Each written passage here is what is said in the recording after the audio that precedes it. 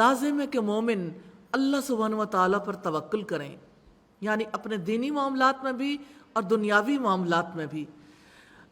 اور توکل کا مطلب ہے اسباب اختیار کر کے نتیجہ اللہ سبحانہ و تعالیٰ پر چھوڑنا، اور اللہ تعالیٰ پر مضبوط توکل ایمان کی نشانی ہے، یہ دل کی عبادت ہے۔ توکل کرنے والے کی سچائی یہ ہے کہ وہ اللہ تعالیٰ پر توکل کرے اور انسانوں میں سے کسی سے طمع نہ رکھے کہ وہ اس کے لیے کچھ کریں گے۔ جب کوئی ایسا ہو جائے کہ اسے کسی انسان سے کوئی طمع نہ رہے تو اللہ تعالیٰ اس کو بے حساب رزق دے گا، وہی بندہ توکل کرنے والا ہے۔ اللہ سبحانہ و تعالیٰ توکل کرنے والوں کو خوشخبری دیتے ہیں، وہ ایسی جگہ سے رزق دے گا جہاں سے کسی نے گمان بھی نہ کیا ہو۔ اور توکل کرنے والوں کی بہت سی یادیں ہیں۔ اللہ سبحانہ و تعالیٰ نے ابراہیم علیہ السلام کے توکل کرنے پر کیسے انہیں بڑھاپے میں اولاد دی، کیسے وہ اپنی بیوی کو بے آب و گیاہ وادی میں چھوڑ آئے تھے، جن کے لیے مکہ کی چٹانوں اور مکہ کے پہاڑوں کو اللہ سبحانہ و تعالیٰ نے گواہ بنایا۔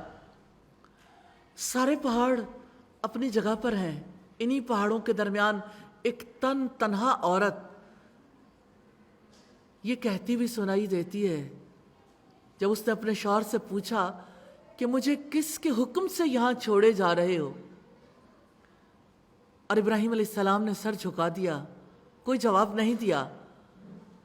تو سیدہ ہاجرہ نے سوال کیا، کیا اللہ سبحانہ و تعالیٰ کے حکم سے مجھے چھوڑے جا رہے ہو؟ اس پر سیدنا ابراہیم علیہ السلام نے ہاں میں سے جواب دیا۔ تب وہ کہنے لگی لا یضیعن اللہ ابدا، پھر اللہ ہمیں کبھی ضائع نہیں کرے گا۔ یہ توکل ہے، اللہ سبحانہ و تعالیٰ کی ذات پر بھروسہ ہے۔ کس وجہ سے انہوں نے کہا تھا؟ کیا سہولتوں کے ملنے پر؟ کیا فیسلٹیز ملی تھی؟ بہت سا مال مل گیا تھا؟ کیا وہ اطمینان سے رہتے تھے؟ کیا کھانے پینے کو ان کے پاس وافر رزق تھا؟ پھر انہوں نے کس چیز پر صبر کیا؟